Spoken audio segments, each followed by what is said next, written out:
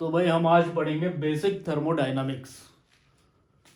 ये आज मैं इसका इंट्रोडक्शन देना चाहता हूँ। सबसे पहले इस कोर्स में मैं इसको इस तरह से पढ़ाने की कोशिश करूँगा कि आपको कहीं और इसको पढ़ने की ज़रूरत नहीं पड़ेगी, और थर्मोडायनामिक्स जो सबसे टफ सब्जेक्ट लगता है मैकेनिकल का या फिजिक्स का, ये आपको बहुत सरल लगने लगेगा, क्योंकि ये है भी बहुत इंटरेस्टिंग और बहुत सरल।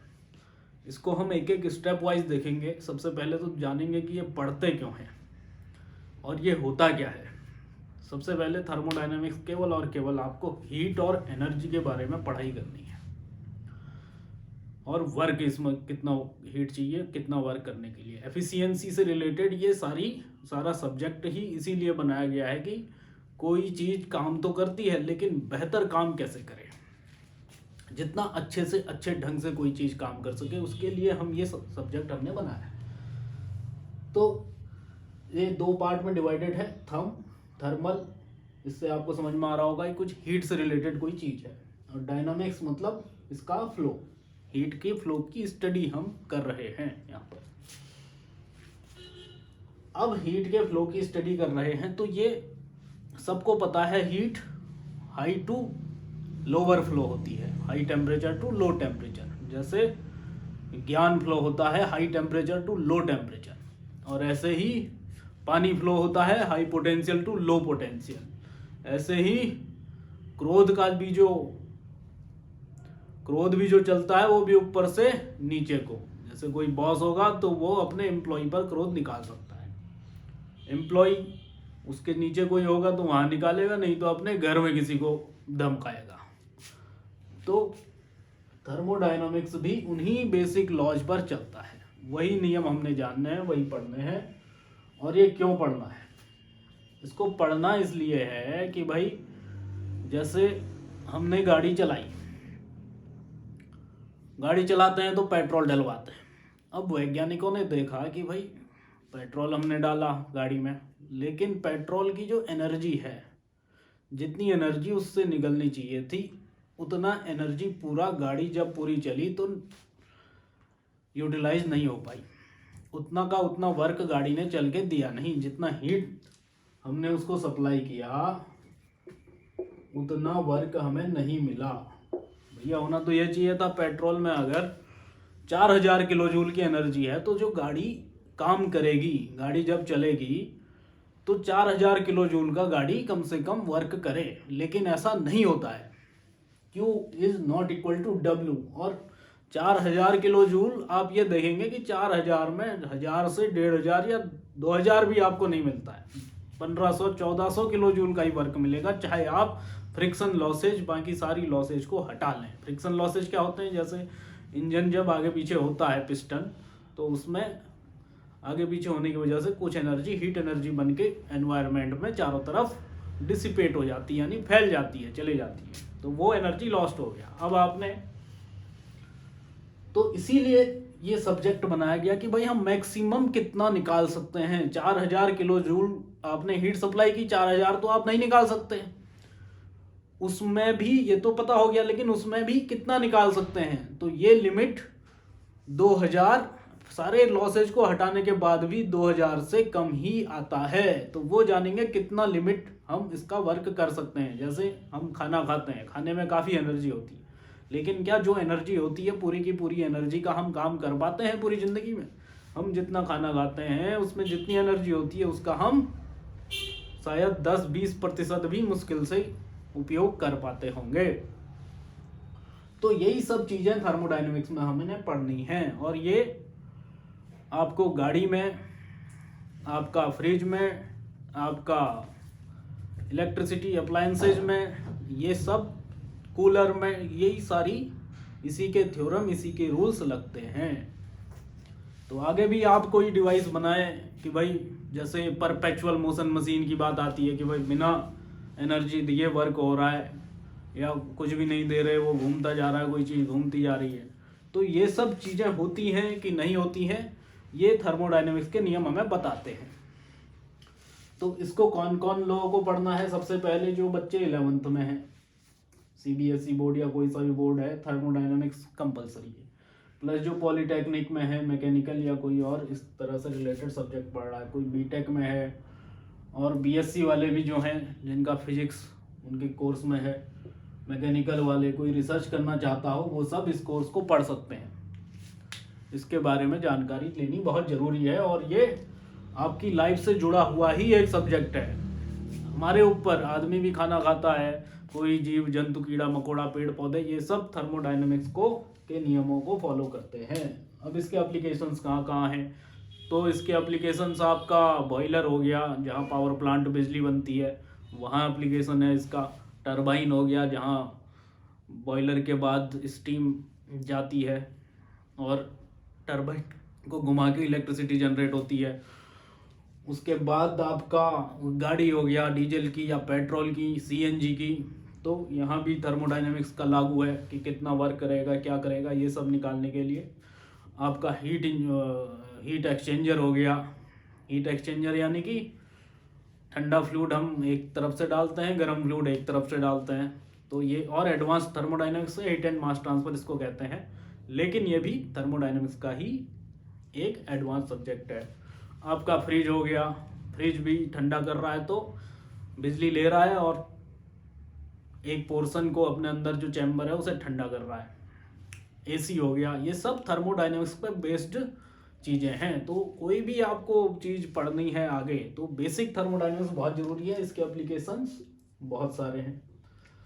अब इससे रिलेटेड मैं एक प्रॉब्लम आपको सबसे पहले इसलिए समझाना चाह रहा हूँ कि आपको पता चल जाए इसका मतलब क्या है, ये क्यों पढ़ रहे हैं। जब तक ये पता नहीं चलेगा कि भाई इसको क्यों पढ़ रहे हैं तब तक दिमाग में इसको पढ़ने का मन नहीं होगा। क्या है टेम्परेचर, क्या है प्रेशर, तो ये सब दिमाग को विचलित करेगा। इसलिए सबसे पहले एक प्रॉब्लम देख लें, उससे पता चलेगा कि भाई इसको क्यों पढ़ना चाहिए।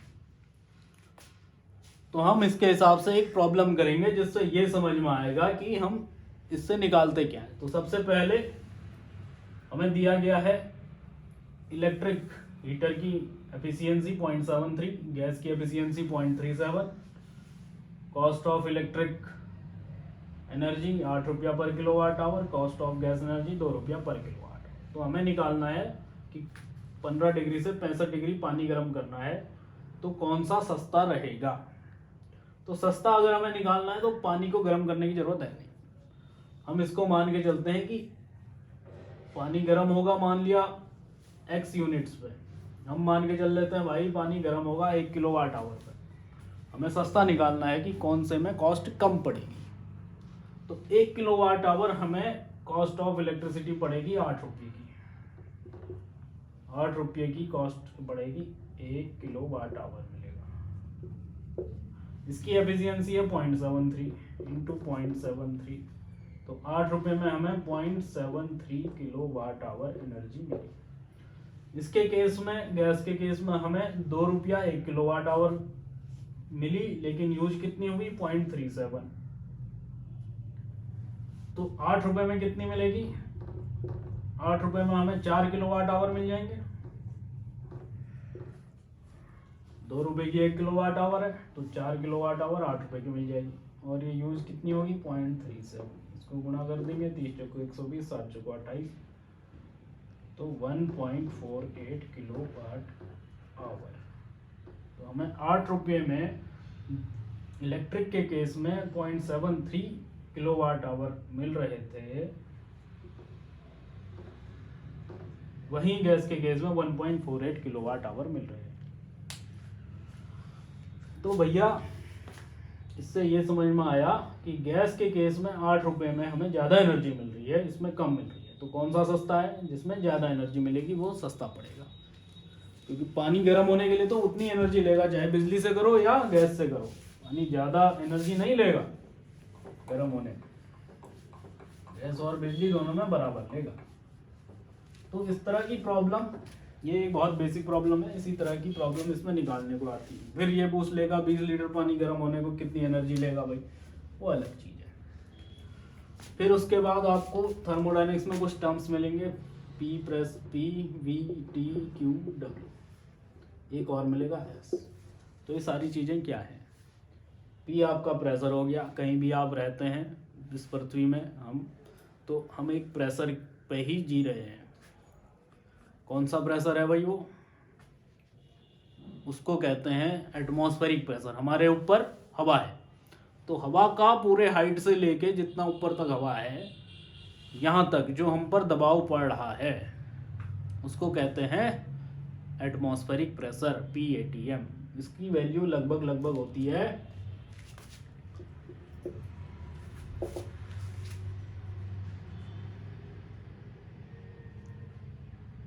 1.0135 इंटू 10⁵ पास्कल के करीब, लगभग इतनी होती है। तो इतना प्रेशर हम सदा इसमें रह रहे हैं। इसीलिए अगर हम हमारी जो शरीर की बनावट है वो इसके हिसाब से है, हम इसके हिसाब से अच्छे से जी सकते हैं इतने प्रेशर। अब हम पहाड़ों में जब ऊपर जाते हैं तो सुना होगा कि नाक से खून निकलने लग जाता है। तो क्यों निकलने लग जाता है भाई? कि अंदर से तो हमारी बॉडी उतना ही प्रेशर निकाल रही है इसको झेलने के लिए। जो खून का फ्लो है वो इसको झेलने के लायक प्रेशर बना रही है बॉडी। लेकिन जब ये प्रेशर कम हो गया, हम पहाड़ों में ऊपर गए, तो जो हवा का दबाव है वो कम हो गया। तो अंदर से प्रेशर ज्यादा है, बाहर से कम है, इसलिए खून बाहर को निकलने लग जाता है, नसें फट जाती है। अंदर प्रेशर ज्यादा है, बाहर कम है, अब बाहर भी उतना ही रहता है तो बैलेंस रहता है। ये प्रेशर होता है। तो प्रेशर किसी भी गैस की, कहीं पर भी आप हो तो किस थर्मोडायनामिक्स कंडीशन में हो उसको जानने के लिए प्रेशर और टेम्परेचर बहुत ज़रूरी चीज़ है कि भाई क्या तापमान है। आपको अगर अभी अंटार्कटिका भेज दिया जाए बर्फ़ के गोलों पे तो आप नहीं जी पाएंगे। क्यों? क्योंकि वहाँ टेम्परेचर अलग है। तो टेम्परेचर को नापने के लिए अलग अलग स्केल बनाए गए हैं, केल्विन, सेल्सियस, फ़ारेनहाइट। तो नॉर्मली हम लोग सेल्सियस यूज करते हैं, लेकिन थर्मोडायनामिक्स जब आप पढ़ेंगे तो केल्विन यूज करना है। केल्विन और सेल्सियस में सीधा सा रिलेशन है, 273 जोड़ देना है जितना भी सेल्सियस में। सारी जो गुणा भाग होती हैं वो ज़्यादातर केल्विन से ही होती हैं। वॉल्यूम, किसी भी सिस्टम की स्टेट को जानने के लिए हम वॉल्यूम जरूर लेते हैं। ये इंटेंसिव स्टेट वेरिएबल्स और एक्सटेंसिव दो अलग अलग चीज़ें हैं। वॉल्यूम में एक मेन चीज़ होती है, वो होती है specific volume, volume per unit mass. वो स्टेट को जानने के लिए यूज किया जाता है। वी, उसको छोटा भी कर देते हैं, V/m। जो भी सिस्टम है उसका वॉल्यूम अगर 100 मीटर क्यूब है तो अपॉन उसका वेट कर देंगे तो स्पेसिफिक। इसके बाद आपका Q यानी कि हीट सप्लाइड, या heat we are getting from the system, कहीं से भी। अभी गैस बर्नर की बात कर रहे थे तो हीट, कितनी हीट से वो चल रहा है, कितनी हीट वेस्ट कर रहा है, तो वो सब डिनोट करेंगे Q से। और ये W यानी कि वर्क, जो भी वर्क होगा किसी भी सिस्टम में या कोई भी सिस्टम करेगा तो उसके लिए हम W करेंगे। S हो गया एंट्रोपी। एंट्रोपी इसको हम डिटेल में बाद में पढ़ेंगे, फिलहाल इसको समझ लीजिए। जितना भी रैंडमनेस है, कभी भी कुछ हीट निकलेगी या हीट जाएगी तो एंट्रोपी घटती बढ़ती है। इसको हम आराम से पढ़ेंगे, पूरा एक इसका पूरा 2-3 लेक्चर होंगे, उसमें आपको अच्छे समझ आएगी। फिर थर्मोडायनामिक्स में एक मेन चीज़ है इक्विलिब्रियम। इक्विलिब्रियम क्या है? इक्विलिब्रियम 2-3 टाइप के होते हैं। जब कोई भी चीज़ स्थिर अवस्था में आ जाती है, इसको मोटा मोटा ऐसा समझिए। जैसे आप रात में सो गए, आपका जो भी सिस्टम है सारा लगभग इक्विलिब्रियम में आ गया। आपके जो विचार हैं वो सब अभी शांत स्टेट में है। जैसे कोई चीज़ कहीं पर रखी है तो वो इक्विलिब्रियम में है, इसलिए वो न इधर जा रही है न उधर जा रही है। इसको कहते हैं मैकेनिकल इक्विलिब्रियम।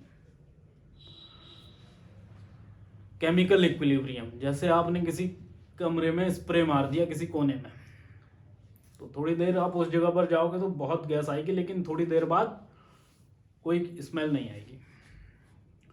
क्यों? क्योंकि थोड़ी देर बाद वो सब जगह फैल गई है, फिर वो इक्विलिब्रियम हो चुका है। इसको कहते हैं केमिकल इक्विलिब्रियम। ऐसे ही एक है थर्मल इक्विलिब्रियम। एक गर्म बाल्टी मैंने किसी कोने में रख दी,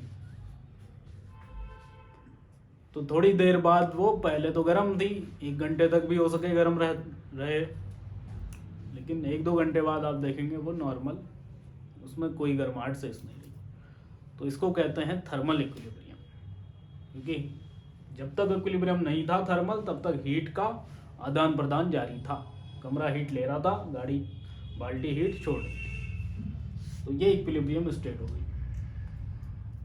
हमारी जो भी थर्मोडायनामिक्स प्रोसेस होंगी वो सब इक्विलिब्रियम के अगेंस्ट ही होंगी, यानी कि वो इक्विलिब्रियम में जाने के लिए ही ये सब प्रोसेस होती हैं।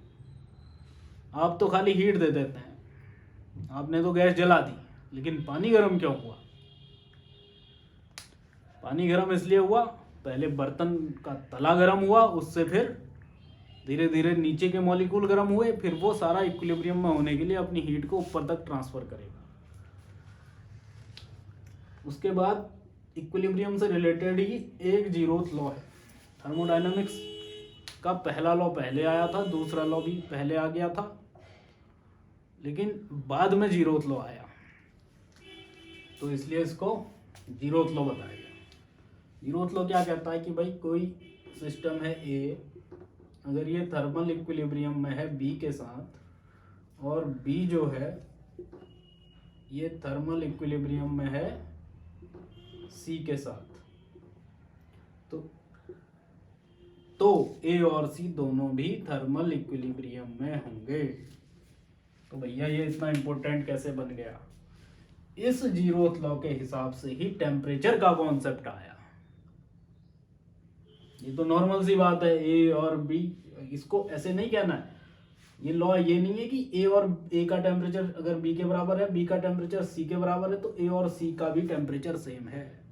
लॉ ये नहीं है। लोग ऐसा बोल के इसकी महत्वता पूरी खत्म कर देते हैं। लॉ बस इतना है कि ए बी के साथ इक्विलिब्रियम में है और बी सी के साथ इक्विलिब्रियम में है, तो ए और सी भी इक्विलिब्रियम में होंगे।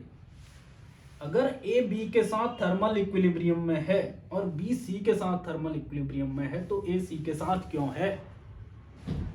तो इसका मतलब कोई ऐसी चीज है जो इन तीनों में कॉमन है, इसलिए ए सी के साथ थर्मल इक्विलिब्रियम में आया। तो वो चीज हमने बताई कि भाई टेम्परेचर, इसका मतलब एक टेम्परेचर ऐसी चीज है जो तीनों में सेम हो जा रहा है। ए का टेम्परेचर बी के समान है, बी का टेम्परेचर सी के समान है, तो ए और सी का टेम्परेचर बराबर होगा। इससे टेम्परेचर निकला है, टेम्परेचर से जीरोथ लॉ नहीं बना है, इक्विलिब्रियम कंडीशन से टेम्परेचर बना है। यही चीज आप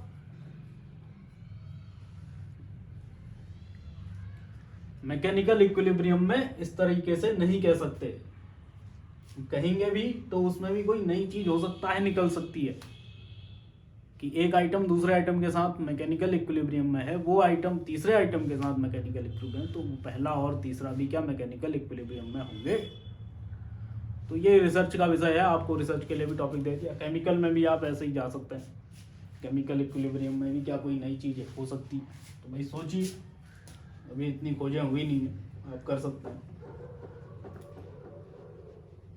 तो इसलिए इस सब्जेक्ट को मैं पढ़ने को मेरे उससे कह रहा हूं कि यहाँ रिसर्च के लिए भी बहुत सारी चीजें मिलेंगी, रिसर्च वालों के लिए भी। फर्स्ट लॉ क्या है भाई? First law, energy can neither be created nor be destroyed. बस इतना ही है कि भैया अगर कोई भी ऊर्जा आपको दिखाई दे रही है तो वो डिस्ट्रॉय नहीं हो सकती, वो कुछ ना कुछ करेगी। It can be transfer to high grade to low grade. अब ये कैसे होगा, ये क्या चीज है, ये हम धीरे धीरे आगे पढ़ेंगे।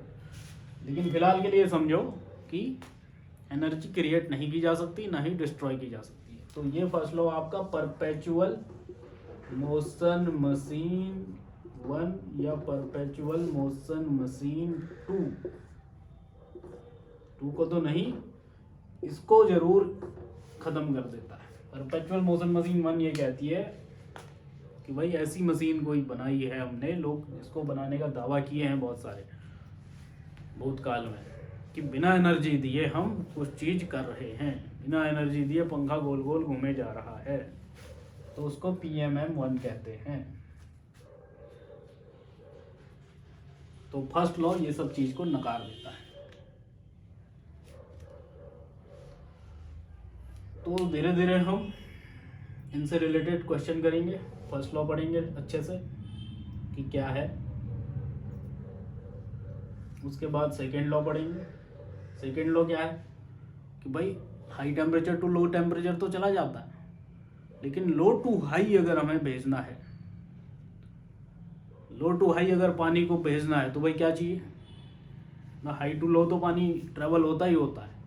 अगर नीचे से ऊपर, इसको ऐसा समझे, नीचे से ऊपर पानी को भेजना है तो वर्क करना पड़ेगा, काम करना पड़ेगा।